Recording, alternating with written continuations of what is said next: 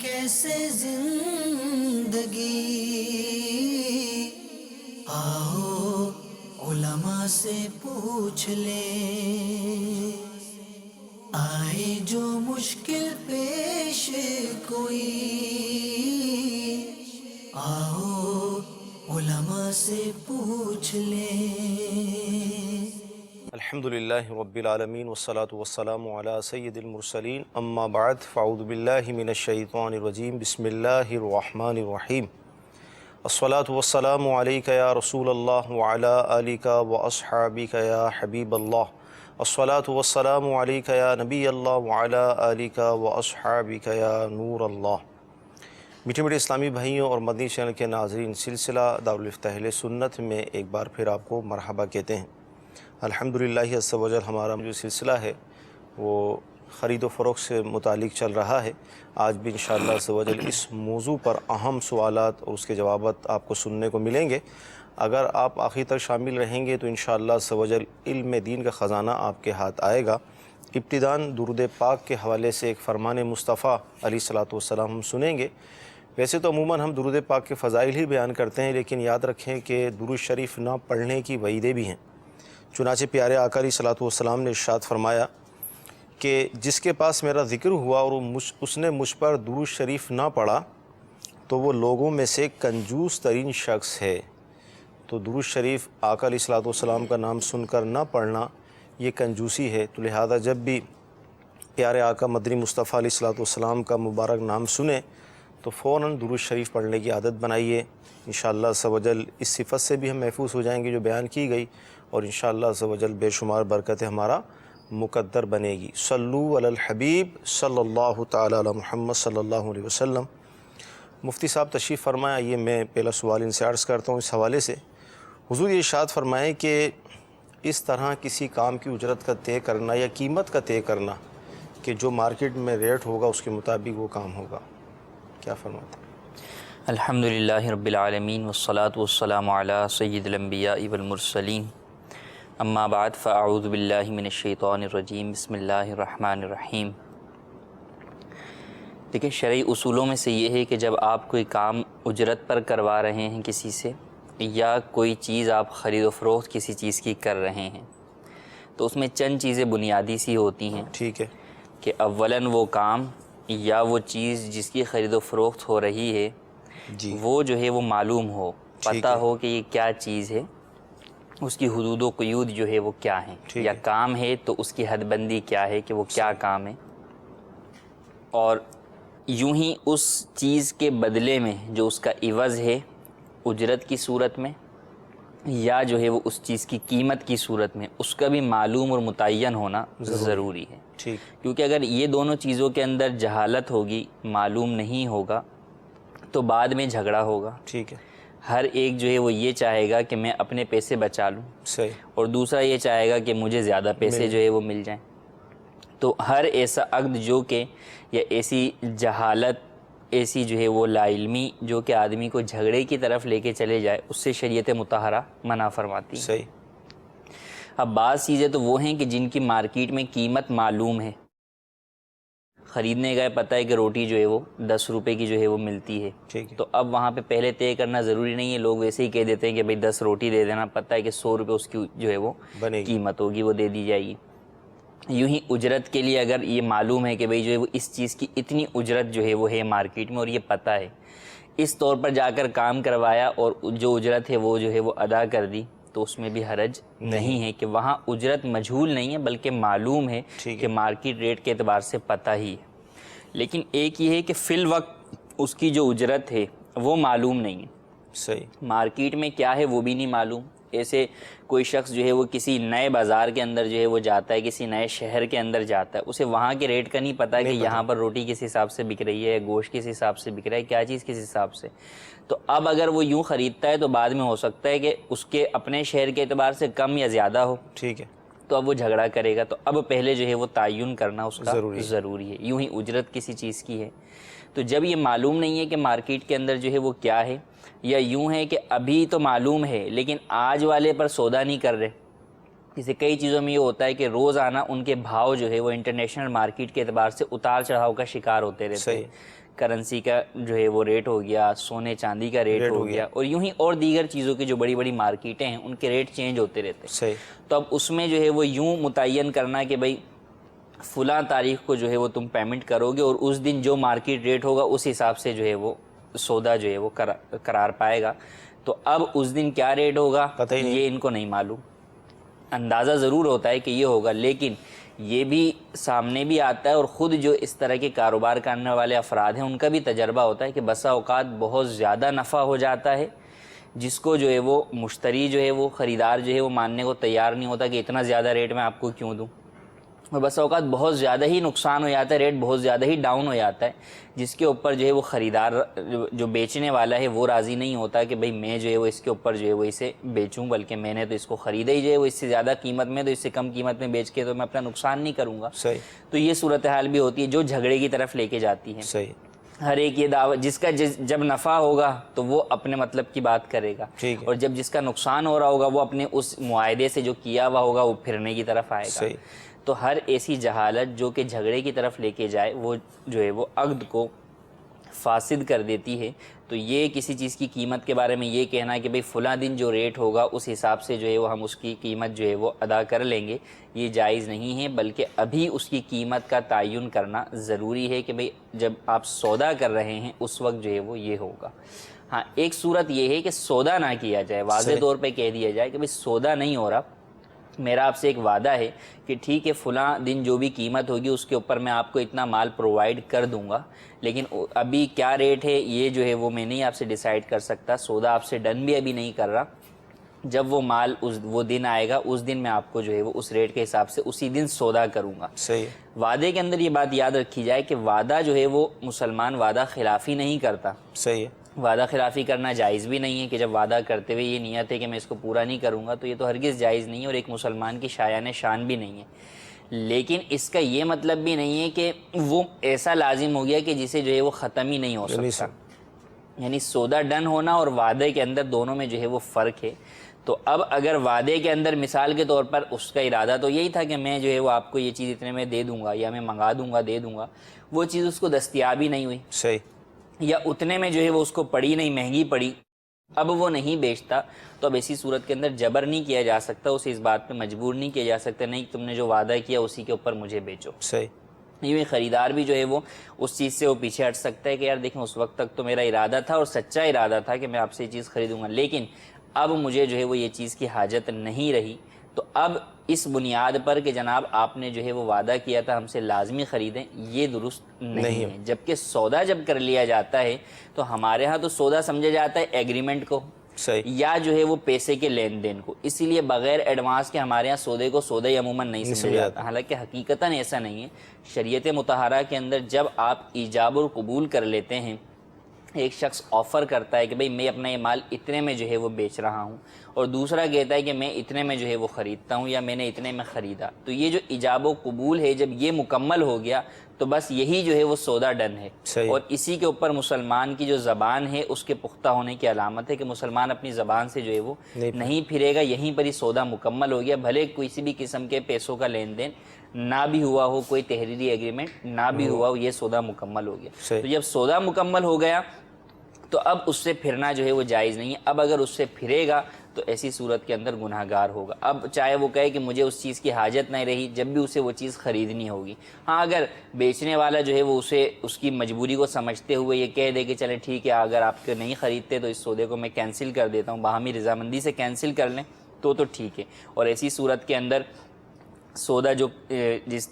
بیچنے والا ہے وہ جب سودا کینسل کرتا ہے سامنے والے مسلمان کی مجبوری کو دیکھتے ہوئے تو اسے ثواب بھی جو ہے وہ ملتا ہے کہ ایک مسلمان کے ساتھ وہ ہمدردی جو ہے وہ کر رہا ہے. لیکن اگر وہ نہیں کرتا تو ایسی صورت میں سامنے والے کو خریدنا جو ہے وہ مال ضروری ہوگا. تو اس لیے قیمت کا تعین جو ہے وہ اولاً ضروری ہے. جس طرح قیمت کا تعین ضروری ہے, یوں ہی جس چیز کی خرید و فروخت ہو رہی ہے اس کا معلوم اور متعین ہونا بھی ضروری ہے. مدنی چینل کے ناظرین, مفتی صاحب نے بڑا مفصل جواب اس حوالے سے ارشاد فرمایا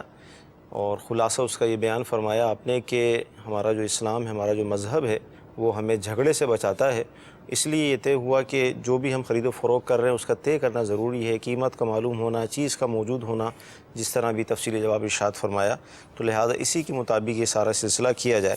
اچھا حضور یہ ارشاد فرمائے کہ ہماری مارکیٹوں میں ایسا بھی ہوتا ہے کہ بعض اوقات پرانی چیزیں نئی کر مطلب بیچی جاتی ہیں،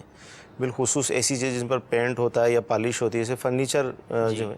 تو جو گاہک آتے ہیں عموماً ان کو وہ اس چیز کی مطلب پہچان نہیں ہوتی کہ نئی یہ پرانی ہے، لیکن وہ پرانی اس کو پتہ ہوتی ہے اور وہ اس کو نئی کہہ کر بیچ دیتا ہے، تو کیا فرمائیں گے؟ دیکھیے کسی چیز کا اندر عیب کا پایا جانا، اب اگر کوئی شخص کسی عیب دار چیز کو بیچ رہا ہے صحیح، تو اس کا عیب واضح کر دینا جو ہے وہ ضروری ہے۔ صحیح، نبی کریم صلی اللہ علیہ وسلم جو ہے وہ ایک مرتبہ ایک غلے کی ڈھیری کے پاس سے گزرے جو کوئی شخص بیچ رہا تھا، تو جب اس کے اندر ہاتھ ڈالا آپ نے تو وہ اندر سے گیلی تھی، اوپر سے سوکھی تھی، تو آپ نے اس چیز سے منع فرمایا کہ اس کے عیب کو ظاہر کر دو۔ تو عیب والی چیز بیچ رہے ہیں تو اس کے عیب کو ظاہر کر کے بیچا جائے۔ صحیح، عیب چھپانا یہ مسلمان کے جو ہے وہ خیانت ہے اور ایک طریقے سے دھوکہ دہی ہے کہ آپ سامنے والے کو دھوکے میں رکھ کر وہ چیز بیچ رہے ہیں۔ اولاً تو اگر اس طریقے سے کسی نے بیچا جان بوجھ کر تو وہ گناہگار تو ہوا دھوکے کی وجہ سے، دوسرا بعد میں شریعت مطہرہ جو ہے وہ خریدار کو اس بات کے اختیار دیتی ہے کہ اس عیب کی وجہ سے وہ اس چیز کو واپس کر سکتا ہے، صحیح، چاہے خریدتے وقت جو ہے وہ یہ بات ہوئی ہو یا نہ ہوئی ہو کہ میں واپس لوں گا یا نہیں لوں گا۔ بعض اوقات لوگ جو ہے وہ لکھ دیتے ہیں کہ بھئی ہم واپس جو ہے وہ نہیں لیں گے، تو اس سے یہ نہیں ہے کہ واپس نہیں لیں گے۔ جب عیب والی چیز ہے، ہاں آپ نے عیب بتا کر دیا، اب وہ آگے کہتا ہے کہ نہیں بھئی یہ چیز مجھے نہیں چاہیے، تو اب ٹھیک ہے کہ آپ نے دھوکہ نہیں دیا۔ صحیح، لیکن جب عیب چھپایا تو اب وہ چیز واپسی کرنے کا اختیار اسے ہے کہ وہ پوری چیز آپ کو واپس کر دے اور اپنی رقم پوری واپس لے لے۔ اب کسی چیز کا پرانا ہونا یہ واضح طور پر عیب ہے۔ عیب وہ ہوتا ہے کہ مارکیٹ کے اندر اس چیز کی وجہ سے اس چیز کی قیمت جو ہے وہ ڈاؤن ہو جائے، تاجروں کی نظر کے اندر اس کی قیمت کم ہو، تو لازمی سی بات ہے ہر بندہ یہ بات جانتا ہے کہ پرانی چیز کی قیمت جو ہے وہ تاجروں کی نظر میں کم ہوتی ہے نئے کے مقابلے کے اندر، بھلے چاہے وہ 2 دن جو ہے وہ پرانی ہو چاہے زیادہ دن پرانی ہو، ہر چیز کے اعتبار سے مختلف ہوتا ہے۔ تو اب پرانی چیز کو اگر نیا کر کے جو ہے وہ ظاہر کر کے بیچ رہا ہے تو ایسی صورت کے اندر جو ہے یہ دھوکہ ہے اور عیب دار چیز کو ہی بیچنا ہے، خریدنے والے کو اختیار ہوگا کہ اسے جو ہے وہ واپس کر دے۔ اب اس کے اندر جھوٹ اور دھوکہ دہی جو ہے وہ ایک تو یہ کہ خاموشی سے بیچ دی چھپا کے، ایک یہ کہ قسمیں کھا کے کہ نہیں جو ہے وہ یہ بالکل جو ہے وہ نہیں ہے اور اس طور پر جو ہے بیچی جاتی ہے، تو یہ اور زیادہ جو ہے وہ گناہ کی بات ہے اور اس کی وجہ سے مال تو بک ہی جاتا ہے لیکن برکت جو ہے وہ نہیں ہوتی۔ ہاں یہ ہے کہ بعض جگہ ہیں جو معلوم ہی یہ ہے کہ یہ جو ہے پرانا مال یہاں پر بکتا ہے، اب وہاں بتانے کی حاجت نہیں ہے، صحیح ہے کہ جناب یہ پرانے مال کی جو ہے وہ مارکیٹ ہے تو پتہ ہے یہاں پہ پرانا ہی جو ہے وہ مل رہا ہوگا، چاہے اس نے کتنا ہی ٹپ ٹاپ کر کے اسے نیا کر دیا، لیکن ہر بندہ جانتا ہے کہ یار یہ پرانا ہی ہے۔ صحیح، لیکن ایسی جگہ جہاں پر جو ہے نیا پرانا دونوں ملتا ہے، یا جو ہے وہ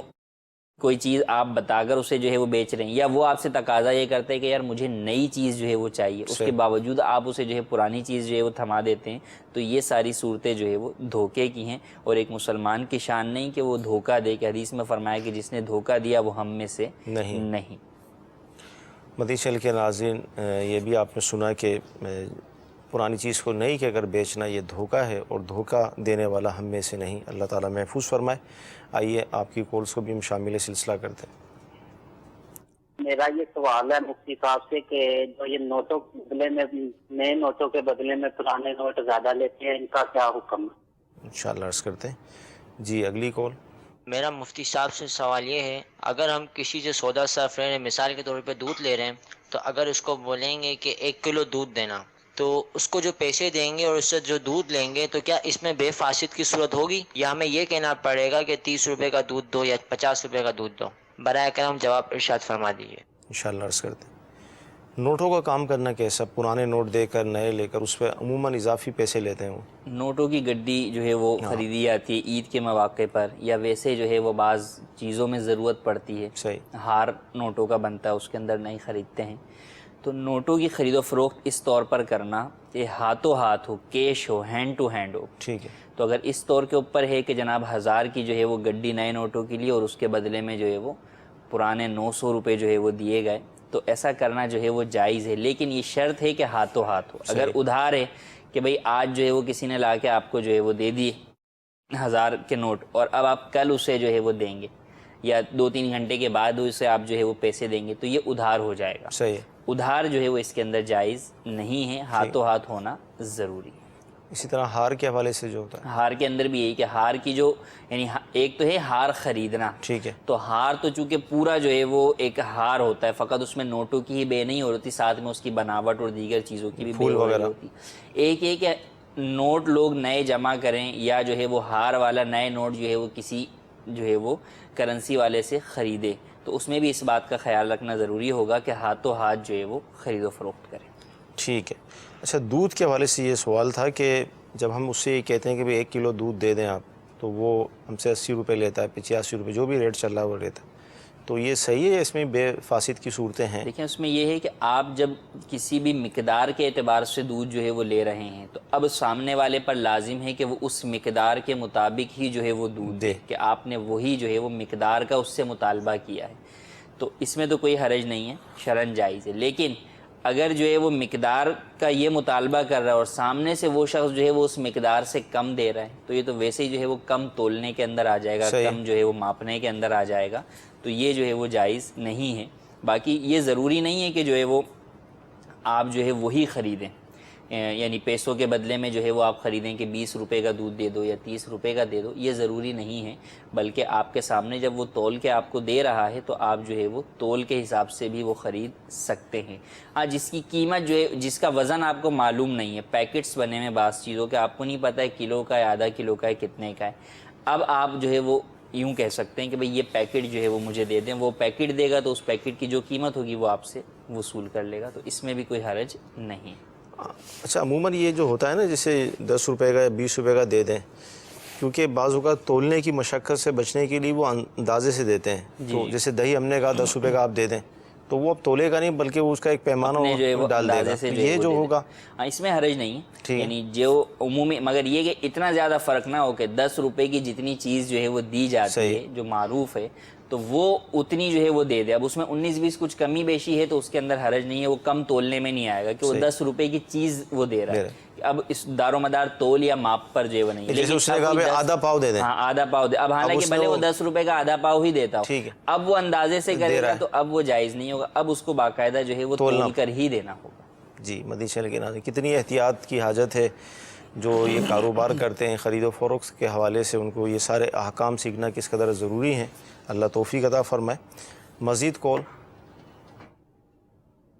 فیل احمد بات کر رہا ہوں سرگودا سے. میرا کویشچن یہ تھا کہ جب میں نے ایک چیز تھی وہ فروخت کی ہے مگر اس میں اس وقت کوئی عیب نہیں تھا, اور فروخت ہونے کے کچھ عرصے کے بعد 2 ماہ کے بعد اس میں کوئی عیب نکلا جس کا علم مجھے بھی نہیں تھا, تو اس کی کیا حکمت ملی ہے؟ کیا میں اس کو کس طرح اپنے پاس واپس لوں یا آدھی قیمت پہ لوں یا اس کا انکار کر دوں کہ میں نہیں لینا چاہتا؟ اس کے بارے میں کوئی رہنمائی کر. ٹھیک ہے, ٹھیک ہے. مزید کال. بسا اوقات دکاندار حضرات نماز پڑھنے جب جاتے ہیں, چونکہ دکان چھوڑ کر جانا ہوتا ہے, تو جلدی میں کبھی امام شریف سے ٹوپی دکھ رہی ہوتی, تو بعض بزرگ کہتے ہیں کہ یہ ٹوپی دکھ رہی ہے, نماز نہیں ہوگی. تو کیا ایسا ہے کہ اگر ٹوپی دکھ رہی ہو تو نماز نہیں ہوگی؟ انشاءاللہ عرض کر دیں. ایپ کے حوالے سے جو آپ نے ابھی جواب ارشاد فرمایا تو اسی پہ کال آئی ہے کہ جس وقت بیچا گیا اس وقت تو ایپ نہیں تھا, 2 مہینے کے بعد 3 مہینے کے بعد ایپ ظاہر ہوا, اب کیا ہوگا؟ اب اس میں یہ ہے کہ فی زمانہ چونکہ وارنٹی کا جو ہے وہ سلسلہ ہوتا ہے, وارنٹی یا گارنٹی کی صورت ہوتی ہے, تو اگر تو اس طرح کی کوئی گارنٹی یا وارنٹی جو ہے وہ لی ہے کہ بھئی 1 سال کی وارنٹی ہے, جو بھی خرابی ہوگی میں ذمہ دار ہوں, میں اس کو ریپیئر کر کے دوں گا یا آپ کو چینج کر کے دوں گا, تو ایسی صورت کے اندر واپس لینا ضروری ہوگا. صحیح. اور اگر اس طرح کی کوئی گارنٹی یا وارنٹی نہیں لی گئی تو اب ایسی صورت میں جس عیب کی بنیاد پر واپسی ہو سکتی ہے وہ مبیع خریدی ہوئی چیز وہی عیب ہے جو کہ بیچنے والے کے پاس موجود ہو. صحیح. اگر بیچنے والے کے پاس وہ عیب نہیں تھا, اب خریدار کے پاس جا کر وہ عیب بعد میں پیدا ہو گیا, تو اب اس بنیاد پر وہ اس کو واپس کرنا اس کا جو ہے وہ جائز نہیں ہے. ہاں وہ لینا چاہے تو اس کی اپنی مرضی ہے کہ جو دکاندار ہے وہ واپس لے لے اور اس کو ایکسچینج کر دے یا ریپیئر کرا دے, تو اس کی مرضی ہے, لیکن شرعاً یہاں پر اس پر جبر نہیں کیا جا سکتا کہ نہیں یہ چیز واپس ہی لو. اچھا, اس میں ایسا بھی ہوتا ہے کہ جو بیچنے والا ہے اس کو پتہ ہوتا ہے کہ یہ جو میرے پاس چیز رکھی ہے اس کے اندر عیب کتنی مدت میں پیدا ہوگا. بعض اوقات چیزیں ایسی بھی ہوتی ہیں کہ اب وہ مدت قریب تھی, 2 مہینے 3 مہینے رہ گئے تھے اور وہ چیز بک گئی اور وہ عیب پیدا ہوا, پھر ظاہر ہے تو اس حوالے سے دیکھیں آگے مستقبل میں پیدا ہونے والے ایب کے بارے میں تو ایک گمان ہی ہے کہ بھئی یہ چیز اتنا عرصہ جو ہے وہ چل سکتی ہے، اس کے بعد ہو سکتا ہے کوئی پرابلم ہے، لیکن جب وہ بیچ رہا ہے تو اس اعتبار سے تو نہیں ہے۔ ہاں خریدار نے جو ہے وہ یہ پوچھا کہ ہاں بھئی جو ہے وہ یہ کتنا جو ہے وہ ہے، اس کے اندر کیپیسٹی کتنی ہے یا کتنا عرصے جو ہے وہ چلنے والی چیز ہے۔ اب اس نے اگر کوئی جو ہے وہ غلط بیانی کی تو اب ایسی صورت میں اپنی غلط بیانی کی وجہ سے یہ جو ہے وہ گناہگار ہوگا کہ اس نے جو ہے وہ دھوکہ دیا ہے۔ اور یہ کہ اس کے پاس وہ چیز جو ہے وہ صحیح تھی، یا یہ ہے کہ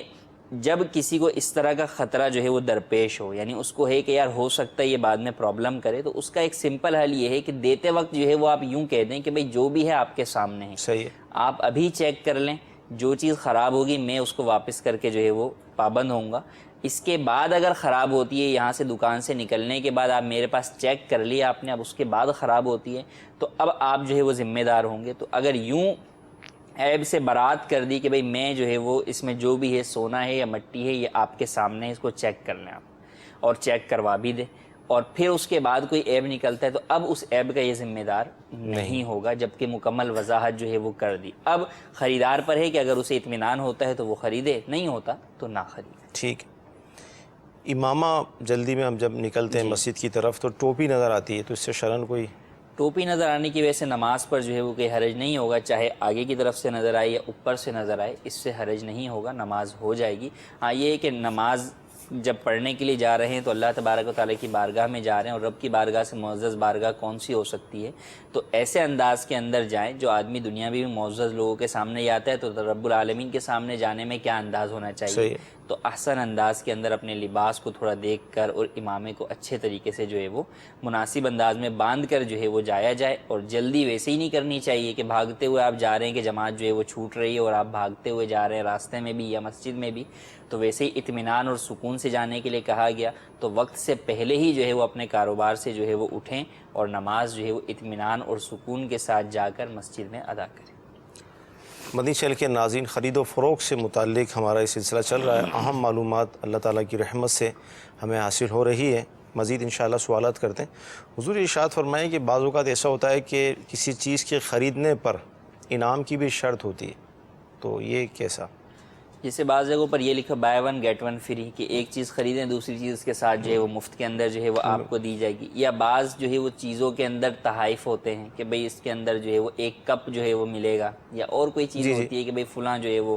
چیز ملے گی، تو اس میں کوئی حرج نہیں ہے، جبکہ اس چیز کی جو قیمت ہے وہ قیمت اس کی واقعی ہو، یعنی اس گفٹ کے بغیر بھی اس کی اتنی ہی جو ہے وہ قیمت ہے، تو اس میں کوئی حرج نہیں۔ ایک یہ کہ لاٹری سسٹم ہے کہ چیز تو بھلے جو ہے وہ ٹافی جو ہے وہ آپ نے 1 روپے والی ڈال دی اور 100 روپے جو ہے وہ اس کے اندر انعام کی شرط پہ ڈال دیے کہ ہو سکتا ہے انعام نکلے، تو اب کوئی بھی وہ ٹافی کے لیے وہ ٹافی نہیں خرید رہا، ہر کوئی وہ 100 روپے جو ہے وہ اس انعام کے چکر میں، اس جو ہے وہ جوئے کے چکر میں خرچ کر رہا ہے کہ ہو سکتا ہے جو ہے میری قسمت لگ جائے اور میرا 1000 روپے کا انعام جو ہے وہ نکل آئے، اور نہیں نکلتا تو ہر ایک جو ہے وہ اپنے گویا 99 روپے تو ضائع کر ہی رہا ہے۔ اگر 1 روپے کی آپ ٹافی تصور کر بھی لیں تو بھی 99 روپے تو ہر کوئی شخص جو ہے وہ ضائع کر رہے ہیں، تو وہ جائز نہیں ہے۔ لیکن اس چیز کی وہ قیمت ہے، واقعی اتنی قیمت کی وہ چیز مل رہی ہے، اب اس کے ساتھ جو ہے وہ انعامات جو ہے وہ ملے ہوئے ہیں اسکیم کے طور پر، یا کمپنی نے اپنی سیل بڑھانے کے لیے اس طریقے کی کوئی اسکیم نکالی ہوئی ہے، تو اس کے لینے میں کوئی حرج نہیں ہے، وہ انعام جو ہے وہ خریدار کے لیے جائز ہے۔ جیسے ایسا ہوتا ہے کہ 5000 کی خریداری کریں تو پھر فلاں تاریخ کو قرآن دازی میں ایک کوپن آپ ڈال دیں، اس میں آپ شامل ہو جائیں گے، اب خریداری اپنی مرضی سے آپ کریں، 5000 کی کوئی پابندی نہیں ہے، لیکن جو قرآن دازی ہوگی اس میں آپ کو شامل کر لیں گے، اس میں شامل کریں گے، اس کے اندر اگر آپ کا نام آ گیا تو آپ کو انعام ملے گا، تو اس میں کوئی حرج نہیں کہ اس میں آپ کا مال ضائع نہیں ہو رہا۔ 5000 کی آپ وہی چیز خرید رہے ہیں جو باہر سے بھی آپ اتنے کی خریدیں گے، جہاں یہ آفر نہیں ہے وہاں سے بھی آپ اتنے کا سامان خریدیں گے، تو یہ ایکسٹرا جو ہے وہ انعام کے طور پر چیز دی جا رہی ہے، اور انعام جو ہے وہ جائز ہے۔ مزید کال۔ جدہ سے بات کر رہا ہوں، بلال حسین۔ اقساط کا کاروبار کیسا ہے؟ مثلا میں نے ایک موبائل لیا 1000 ریال کا، اور اس کو 2 قسطوں پر 1200 ریال کا بیچ دیا یا 1300 ریال کا بیچ دیا، اس کی قیمت اور اس کی وقت کے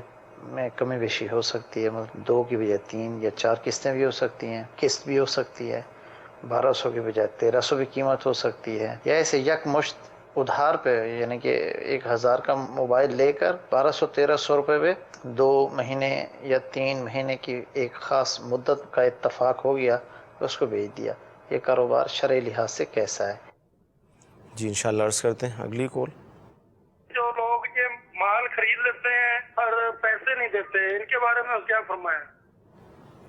انشاءاللہ عرض کر. جی قسطوں پہ کام کرنا. دیکھیے قسطوں کے کاروبار سے متعلق تو کئی بار بیان کیا جا چکا ہے کہ قسطوں کا کاروبار فی نفسی ہی جائز ہے، جبکہ آپ اس کے اندر مدت ادائیگی طے کر لیں. چاہے مکمل ادھار ہے تو کب مکمل ادائیگی کرنی ہے اس کی قیمت طے کر لیں،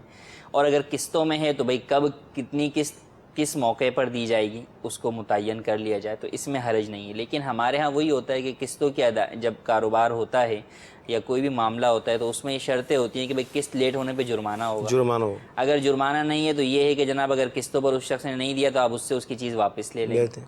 اسی طرح گاڑیوں وغیرہ قسطوں پر دی جائیں تو ان میں انشورنس جو ہے وہ شرط ہوتی ہے. تو ان ناجائز شرطوں کی بنا پر جو ہے وہ قسطوں کا کاروبار فی نفسی آج کل جو رائج ہے وہ عدم جواز کی طرف چلا جاتا ہے، ناجائز چیزوں کی طرف چلا جاتا ہے. اگر کوئی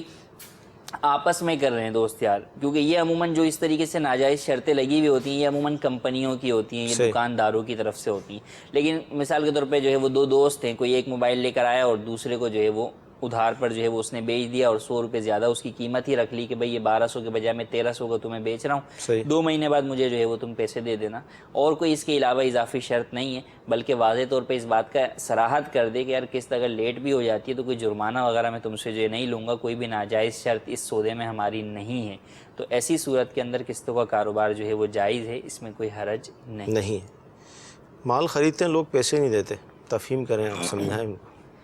دین کسی کا جب لازم ہوتا ہے، ایک ہوتا ہے قرض، ایک ہوتا ہے دین. صحیح. قرض تو یہ ہوتا ہے کہ آپ نے جو ہے وہ قرض جو ہے وہ کسی کو دیا ہے، تو اب قرض کا مطالبہ کبھی بھی ہو سکتا ہے. اگرچہ طے ہوتا ہے ہمارے ہاں کہ بھئی میں آپ سے قرض لے رہا ہوں، فلاں تاریخ کو جو ہے وہ میں قرض واپس کروں گا، لیکن اس سے پہلے بھی قرض کا مطالبہ ہو سکتا ہے. قرض جس نے دیا ہے وہ کہہ سکتا ہے کہ یار میرا قرض آپ مجھے جو ہے وہ ابھی دے دیں. اور ایک ہوتا ہے دین، کہ آپ نے کوئی چیز خریدی ہے یا آپ نے کہیں کام کیا، اس کی اجرت جو ہے وہ باقی ہے سامنے والے پر. اب اس میں یہ طے ہوا کہ جناب اس چیز کی قیمت فلاں تاریخ کو دی جائے گی. صحیح. تو اولاً تو یہ کہ اگر طے نہیں ہوا تو سودا عموماً جو ہے وہ ہاتھوں ہاتھ ہوتا ہے، نقد ہوتا ہے، کیش ہوتا ہے، فوری طور پر جو ہے وہ دینا ضروری ہے. صحیح. اور ایک یہ کہ آپ نے ادھار پر کیا یا قسطوں پر کیا تو اس میں ادھار کی جو ہے مدت کا تعین ہونا جو ہے وہ ضروری. صحیح. اب اس مدت جو آ گئی اس کے بعد اگر کوئی شخص جو ہے وہ بلا وجہ ادائیگی کے اندر تاخیر کرتا ہے تو یہ ناجائز ہے، حرام ہے، گناہ ہے. اور حدیث مبارک کے اندر اس کو جو ہے وہ ظلم کہا گیا کہ غنی جو شخص مالدار ہے، اس کے پاس مال و اسباب ہے کہ وہ سامنے والے کی ادائیگی کر سکتا ہے، اس کے باوجود جو ہے وہ اس کو جو ہے وہ ٹال مٹول کرتا ہے تو اس کا ایسا کرنا جو ہے وہ یہ ظلم ہے.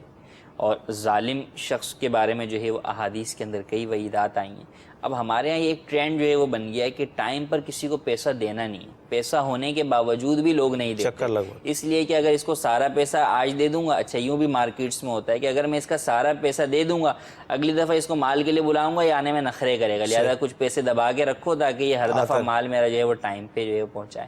تو یوں بھی جو ہے کرتے ہیں. اب اگرچہ اس کے اندر نیت یہ ہوتی ہے لیکن حقیقتاً آپ اس کا پیسہ جو ہے وہ مال دبا کر بیٹھے ہوئے ہیں اور جو وعدہ کیا ہوا ہے اس کے اوپر جو ہے وہ نہیں دے رہے تو آپ جو ہے وہ گناہگار ہو رہے ہیں. پھر یہ کہ پیسہ موجود ہوتے ہوئے نہیں پیسہ تو ہے ہی نہیں، آج بس اتنا ہی ابھی آیا، یہ تمہارے سامنے غلہ خالی کر کے تمہیں جو ہے کئی طریقے کے جھوٹ جو ہے وہ عموماً ہمارے یہاں اس کے اندر بولے جاتے ہیں. تو ایسے افراد جو ہے وہ سوچیں کہ اگر کوئی ان کا پیسہ جو ہے وہ ضبط کر لے اور وہ ان کے ساتھ ایسا کرے تو ان کے اوپر جو ہے وہ کیا گزرتی ہے. مسلمان اور کامل مومن تو وہ ہے کہ جو اپنے لیے پسند کرے وہی اپنے بھائی کے لیے پسند کرے. تو جب ہم اپنے لیے یہ بات پسند نہیں کرتے کہ یار ہمارے پیسے کے اندر جو ہے وہ ڈیلے پہ ڈیلے ہوتا چلے جائے تو ہم دوسرے کے ساتھ ایسا کیوں کرتے ہیں. اور اگر آپ یہ کہیں کہ جناب معاشرہ چلی اسی طرح رہا، ہمارے ساتھ ایسا ہو رہا ہے، تو آپ معاشرے کے پہلے فرد وہ بنیں کہ جو آپ وقت کے اوپر ادائیگی کریں. ہو سکتا ہے آپ کو دیکھا دیکھی جو ہے وہ شخص جس کو آپ نے ادائیگی کی ہے وہ اپنے نیچے والوں کو ادائیگی وقت کے اوپر کر دے، تو کسی طور پہ تو معاشرہ جو ہے وہ راہ راست کی طرف چلے جائے. تو اس میں جو ہے وہ یہ بات بے حد ضروری ہے کہ جب بھی کسی سے کوئی بھی وقت طے کیا جائے تو اس وقت کے اوپر اسے اس چیز کی ادائیگی لازمی طور پر کی جائے. اور اگر نہ بھی کر سکے کسی وجہ سے، واقعی کوئی ایسی وہ مجبوری آ جاتی ہے تو کم از کم آپ وقت سے پہلے پہنچ کر اس سے معافی مانگ کر اس سے کوئی مہلت جو ہے وہ لے لیں، اور اگر واقعی وہ تنگ دست ہے تو پھر اسے مہلت بھی دینی چاہیے، یہ بھی مستحب ہے۔ قرآن پاک میں ارشاد فرمایا کہ اگر وہ تنگی والا ہے تو اسے جو ہے وہ مہلت جو ہے وہ دی جائے آسانی تک، تو اس کو مہلت دینا یہ جو ہے وہ مہلت دینے والے کے لیے باعث اجر بنے گا کہ مسلمان کی ہمدردی اور خیرخواہی کر رہا ہے۔ مدنی چینل کے ناظرین، بہت پیاری بات جو ہے مفتی صاحب نے ارشاد فرمائی کہ معاشرہ تو تباہی کی طرف جا ہی رہا ہے، اور ہر شخص جو ہے وہ ایک دوڑ میں شامل ہے کہ بس کسی طرح آگے ہمیں بڑھنا ہے، اب وہ ناجائز صورت ہو، حرام صورت ہو، کوئی تو پہل کرے، مطلب اچھائی کی طرف اپنا قدم بڑھائے، اور معاشرہ فرد سے بنتا ہے، کوئی تو فرد اٹھے کہ جو سچائی کے ساتھ کاروبار کرے، لین دین کے اندر جو شریعت کو ملحوظ رکھے، تو جو پہل کرے گا انشاءاللہ تعالیٰ اس سے دیکھا دیکھی لوگ آگے بڑھیں گے، اور یوں ہمارا معاشرہ ایک مدنی معاشرہ بن جائے گا انشاءاللہ عز و جل۔ حضور یہ ارشاد فرمائیں کہ کاروبار تو مختلف قسم کے ہزاروں اقسام ہوں گی، کاروبار کی مختلف اشیاء ہوتی ہیں۔ اب جو کھیل تماشے کے کاروبار ہیں، جیسے پتنگ کا کاروبار ہے، کیرم کا کاروبار ہے، ڈبو کا کاروبار ہے، اس طرح کے جو کاروبار ہیں اس کا کیا فرمائیں گے؟ دیکھیں، لہو و لعب اسلام میں جو ہے وہ لہو و لعب کی جو ہے وہ نہیں ہے، کیونکہ جو مسلمان کی زندگی ہے تو وہ لہو و لعب جو ہے وہ نہیں ہے، صحیح، بلکہ یہ دنیا جو ہے وہ لہو و لعب ہے جس سے بچنے کا حکم دیا گیا۔ زہد فی الدنیا، کہ دنیا سے بندہ جو ہے وہ زہد کنارہ کشی کرے، بے رغبتی کرے اور رب العالمین کی طرف جو ہے وہ جائے۔ صحیح، انسان کی فطرت میں اللہ تبارک و تعالیٰ نے جو ہے وہ خالق کی طرف جستجو کا جو ہے وہ ایک چیز رکھی ہے، کہ جب ارواح سے اللہ تبارک و تعالیٰ نے پوچھا کہ میں تمہارا رب ہوں، تو کہا ہاں کیوں نہیں، تو ہی ہمارا رب ہے، تو وہ جو اقرار جو ارواح نے، روحوں نے کیا تھا، اس کی کچھ نہ کچھ جو ہے وہ فطرت کے اندر انسان کے اندر موجود ہے۔ صحیح، اور اسی فطرت کی وجہ سے آپ دیکھ لیں کہ انسان جو ہے وہ بے چین ہو جاتا ہے، اور اس کو سکون اور قرار جو ہے وہ رب العالمین کی یاد میں ہی ملتا ہے، کہ روح کا تعلق جو ہے وہ اپنے خالق سے جب ہوتا ہے جبھی اس کو سکون ملتا ہے۔ تو یہ دنیا تو سارا کھیل تماشا ہے، اس سے تو بچنے کا حکم دیا گیا، اور اسے ایک امتحان گاہ بنا کر بھیجا گیا کہ اس چیز سے جو ہے وہ بچنا ہے۔ اب اگر انسان یہاں پر آ کر چے جائے کہ خود جو ہے وہ کھیل تماشے سے بچے، بلکہ دوسروں کو بھی کھیل تماشے میں لگانے کے لیے آلات جو ہے وہ لہو و لعب کو جو ہے وہ تیار کرے، یا اس کے بڑے بڑے جو ہے وہ کھیل کے جو ہے وہ بڑے بڑے پروگرام بنائے، یا جو ہے وہ کچھ اس طرح کے سٹورز بنائے، تو وہ خود سوچ لے کہ خود بچنے کا حکم تھا، یہ تو دوسروں کو بھی لے کر جو ہے وہ ڈوب رہا ہے، تو کس قدر جو ہے وہ تباہی کی طرف خود بھی جا رہا ہے اور دوسرے مسلمانوں کو بھی کھینچ کر جا رہا ہے۔ تو لہو و لعب کے سے منع کیا گیا، اور اس کی اجازت بالکل بھی جو ہے وہ نہیں دی کہ ذکر اللہ کی طرف بلایا گیا۔ تو دنیا کی جو زندگی میں لہو و لعب کے جتنے بھی جو ہے وہ ساری صورتیں ہیں جو آپ نے بتائی، پتنگ کا کاروبار ہو گیا اور دیگر ناجائز جو ہے وہ کھیل ہیں، دونوں صورتوں میں ایک تو یہ ہے کہ آپ اس کو جو ہے وہ بنا کر جو ہے وہ اس کو فروغ دے رہے ہیں، یوں بھی آپ جو ہے نہ صرف خود گناہ گار ہو رہے ہیں بلکہ ایک گناہ جاریہ کا سبب بن رہے ہیں، کہ جتنے لوگ اس کو خرید کے کھیلتے رہیں گے تو آپ کا تعاون اس کے اندر شامل ہوا ہے، اور اللہ نے حالانکہ آپ کو منع کیا کہ آپ تو گناہ پر ایک دوسرے کی مدد نہ کرو، مسلمان تو وہ ہے جو کہ نیکی کے کاموں پہ مدد کرتا ہے۔ اور دوسرا یہ ہے کہ بعض لوگ وہ ہیں کہ خود جو ہے وہ بناتے تو نہیں ہیں، لیکن اب وہ چونکہ مہنگی چیزیں ہیں وہ خرید کر اس کی دکانیں بنا لیں کہ جس میں بچوں کو جو ہے وہ پیسے دے کر، اجرت دے کر اس پہ کھلایا جاتا ہے، کہ جناب وہ آ کے وہاں پر ٹوکن خریدتے ہیں اور گیم کھیلتے ہیں، تو اب یہ اجرت بھی حرام ہے، یوں ہی اس کی جو خرید و فروخت ہے وہ بھی ناجائز و گناہ ہے۔ پتنگ کا کاروبار اور اسی طرح دیگر جو بھی کھیل تماشے ہیں تو ان کی اجرت بھی ناجائز ہے اور ان کا کاروبار بھی ناجائز ہے، کہ تعاون ہے اور گناہ میں تعاون سے بچنے کا حکم دیا گیا۔ تو ایسے افراد کو سوچنا چاہیے کہ ایسا کھیل جو بھی انسان کو یاد خدا سے جو ہے وہ غافل کر دے رہا ہے، اس سے نہ صرف خود بچے بلکہ جو ہے وہ اپنی آل اولاد اور معاشرے کو بھی بچائیں، اور خود اس کھیل تماشے کو فقط اپنے کاروبار کے نام پر یا جو ہے وہ رزق کے نام کے اوپر جو ہے وہ اختیار ہرگز نہ کریں، کہ یہ بہانے کل اللہ تبارک و تعالیٰ کے ہاں جو ہے وہ قابل و قبول نہ ہوں۔ جب پھر ایسا بھی ہوتا ہے کہ وہاں پر آیات بھی وہ لکھ کر لگاتے ہیں کہ اللہ تعالیٰ جسے چاہتا ہے بے حساب رزق عطا فرماتا ہے، اور پرانی آیت ہے، پھر اسٹورز کے نام بھی بڑے اچھے رکھے جاتے ہیں، وہ تو یہ سب جہالت کی بنیاد پر کہ جو رزق آ رہا ہے، دیکھیں اللہ تبارک و تعالیٰ نے تو جو ہے وہ درست راستہ اور برا راستہ دونوں جو ہے وہ بتا دیے، اور یہ بھی بتا دیا کہ شیطان تمہارا دشمن ہے، اب بتا دیا کہ تمہیں جو ہے وہ راہ راست پر چلنا ہے، اس کے طریقے بھی بتا دیے، راہ راست پر چلنے کے لیے کن کی باتوں پر عمل کرنا ہے، انبیاء کی، صلحاء کی، شہداء کی، اولیاء اللہ کی باتوں پر عمل کرنا ہے، سب کچھ بتا دیا، مگر امتحان کے لیے دونوں راستے جو ہے وہ برقرار رکھے کہ اب جو شخص جو ہے وہ اچھی باتوں کو چھوڑ کر، اچھے راستے کو چھوڑ کر، صراط مستقیم کو چھوڑ کر برے راستے کی طرف جا رہا ہے تو وہ خود اپنے پاؤں پر جو ہے وہ کلہاڑی مار رہا ہے۔ تو اب جہالت ایسی آ گئی ہے کہ گناہ کو گناہ جو ہے وہ سمجھا جو ہے وہ نہیں جاتا۔ وہی گناہ ہم سمجھتے ہیں جو کہ معاشرے میں برا سمجھا جاتا ہے۔ شراب نوشی کو معاشرے میں برا سمجھا جاتا ہے تو اس لیے بچا جا رہا ہے۔ جوا معاشرے کے اندر، جوئے کے جو طریقے معاشرے میں برے سمجھے جاتے ہیں ان سے تو بچتے ہیں، لیکن جو تھوڑے سے اپ ٹو ڈیٹ طریقے ہیں جوئے کے، جو مہذب طریقے ہو گئے ملٹی نیشنل کمپنیوں نے اپنا لیے ہیں، جس کو کرنے والا جو ہے وہ جواری نہیں کہلاتا، حالانکہ ہے وہ جواری ہی، لیکن وہ جواری نہیں کہلاتا تو اس کو ہم بڑی عزت دیتے ہیں اور اس کو مقام دیتے ہیں، اور اس کے ساتھ تعلقات رکھنے میں جو ہے اس کو اپنی بیٹی کا رشتہ دینے میں بھی بڑا فخر محسوس کرتے ہیں، حالانکہ اس جواری میں اور نیچے والے جواری میں فرق کوئی نہیں، دونوں ہیں جواری۔ یوں ہی جو ہے وہ شرابی ہے، یوں ہی جو ہے وہ اور دیگر جو ہے وہ ڈاکہ ڈالنے والا ہے، چور ہے۔ تو ہم بڑے جو افراد ہیں جو انہی گناہوں کو مہذب طریقے سے کرتے ہیں، جو ان کے نزدیک مہذب ہے، اسلام کے نزدیک تو ان کا وہ طریقہ کار بھی تہذیب والا نہیں ہے بلکہ بد تہذیبی والا ہے، لیکن وہ انہوں نے اس کو اپ ٹو ڈیٹ کر دیا، شیطان نے ان کے لیے ان چیزوں کو مزین کر دیا، شہوات سے جو ہے وہ مزین کر دیا، تو ہم اس چیز کو اچھا سمجھتے ہیں۔ تو پتہ لگا کہ گناہوں سے بچنے کے اندر ہمارے ہاں جو عموماً جو پہلو پایا جاتا ہے وہ لوگوں کا خوف ہوتا ہے، رب العالمین کا خوف جو ہے وہ کم ہوتا ہے، حالانکہ اللہ تبارک و تعالیٰ کا خوف ہو تو چھوٹا جواری اور بڑا جواری دونوں ہی جو ہے وہ ایسے ہیں کہ ان سے قطع تعلقی کی جائے، ان سے بائیکاٹ کیا جائے اور ان سے جو ہے وہ اپنے آپ کو بچایا جائے۔ تو یہاں بھی یہی ہے کہ ہم نے یہ سارے چیزوں کو اپ ٹو ڈیٹ جب ہو گئیں، یہ سارے کھیل تماشے، اب اس کو جو ہے وہ رزق کا نام دے دیا گیا، اللہ کے فضل کا جو ہے وہ نام شیطان کے اس کے اوپر دے کر، اور ہم اسے یوں کماتے جا رہے ہیں کہ جناب جو ہے وہ اللہ تبارک و تعالیٰ، یقیناً اللہ تبارک و تعالیٰ ہی روزی دے رہا ہے، لیکن اللہ نے آگے روزی کے جو ہے وہ اسباب بیان کر دیے کہ حلال یہ ہیں اور حرام یہ۔ اب حرام راستہ تم اختیار کرو گے تو اب تم خود گناہ گار ہوگے اور اس کی پکڑ کے اندر تم خود ہی آؤ گے۔ اب اگر اسے تم اللہ کا فضل کہو گے تو یہ تمہاری بے وقوفی اور نادانی ہے، ورنہ تو یہ بات جو ہے وہ غیر مسلم بھی کہہ سکتے ہیں کہ دیکھیں ہم پر جو ہے وہ کتنا اللہ کا جو ہے وہ فضل ہے کہ جناب ہمیں تو دنیا کی ہر آسائش جو ہے وہ مسلمان بھی نہیں ہے۔ تو حالانکہ کوئی بھی مومن جو حقیقی مومن ہوگا وہ ہرگز یہ بات نہیں سوچے گا کہ اس کو جو ہے وہ اس لیے آسائش حاصل ہے کہ یہ جو ہے وہ کافر ہے، بلکہ ہر بندہ یہ کوئی بات جاننی چاہیے، اور احادیث میں بیان کی گئی کہ مومن کے لیے تو قید خانہ ہے، تو قید خانے کے اندر کیا ہوتا ہے یہ ہر بندہ جانتا ہے کہ قیدی کے لیے تو نعمتیں نہیں ہوتی، تو جن کے لیے یہاں پر نعمتیں ہیں ان کے لیے یہ قید خانہ نہیں ہے، اور قید خانہ ان کے لیے وہ آخرت کا دن ہوگا جس دن مومن کے لیے جو ہے وہ جنتیں ہوں گی انشاءاللہ۔ جی مزید کال دیجیے۔ میرا نام عبدالرزاق اتاری لاہور سے عرض کر رہا ہوں۔ سوال یہ ہے کہ میں جولرز کا کام کرتا ہوں، اسی بارے میں بڑی کشمکش کا شکار ہوں کہ جولرز کا کام کرنا چاہیے کہ نہیں کرنا چاہیے۔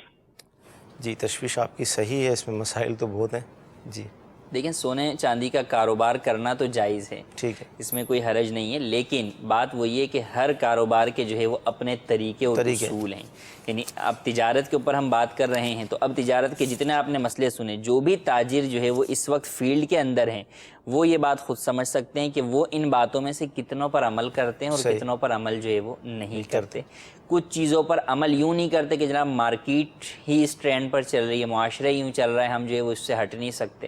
اور کچھ یوں ہے کہ غفلت کی بنا پر، لا علمی اور جہالت کی بنا پر کہ اولاً مسائل شرعیہ معلوم نہیں ہے۔ اب سونے چاندی کا جو کام کرنے والا ہے، چونکہ سونا چاندی اصل مال ہے، یعنی دنیا میں کرنسی وغیرہ تو سب کچھ بعد میں، جو اللہ تبارک و تعالیٰ نے بطور مال جو چیز جو ہے وہ پیدا فرمائی وہ سونا چاندی ہے، کیونکہ یہ تو زمین سے نکلتی ہے، قدرتی جو ہے وہ چیز ہے، اس کو کوئی خود تو بنا نہیں سکتا۔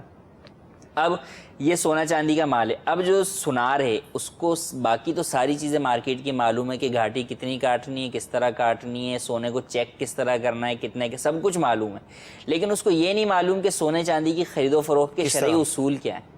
حالانکہ یہ پہلے معلوم ہونا ضروری تھا، کیونکہ اس میں اکثر طور پر سود جو ہے وہ پایا جاتا ہے، کیونکہ سونے کے ساتھ اب خرید و فروخت کر رہے ہیں تو ہاتھوں ہاتھ ہونا بھی ضروری، اور جو ہے وہ برابر وزن کے اندر بھی جو ہے وہ ہونا ضروری ہے۔ اب یہاں پر کیرٹ کے اعتبار سے فرق کیا جاتا ہے، تھوڑے زیادہ کیرٹ والے کو 22 کیرٹ والے کو 18 کیرٹ کے بدلے میں خرید و فروخت ہوگی تو وزن کے اندر جو ہے وہ کمی بیشی کریں گے، یہ جائز نہیں ہے، یہ سود کی طرف چیز لے جاتی ہے۔ تو اب اس کے طریقے موجود ہیں، ٹھیک ہے، آپ کہیں گے کہ جناب 22 کو آپ جو 18 کے بدلے میں اگر برابر خریدیں گے تو نقصان ہو جائے گا، لیکن اس کے جائز طریقے موجود ہیں کہ کن طریقوں سے آپ اس چیز کو استعمال کر سکتے ہیں. تو اس کے لیے اولاً یہ چیز سیکھنا ضروری ہے. تو جو آپ کام کر رہے ہیں یا جو کرنا ہے کہ آپ نے پوچھا کہ کرنا چاہیے یا نہیں،